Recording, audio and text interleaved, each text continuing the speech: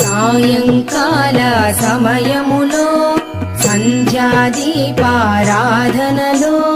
వచ్చును తల్లి మహాలక్ష్మి, వచ్చును తల్లి వరలక్ష్మి. కాళ్లకు గజ్జెలు కట్టింది, మెడలో హారము వేసింది, పిలచిన వెంటనే పలికింది, అడిగినదంతా ఇచ్చింది. సాయంకాల సమయములో సంధ్యాదీపారాధనలో వచ్చును తల్లి మహాలక్ష్మి, వచ్చును తల్లి వరలక్ష్మి.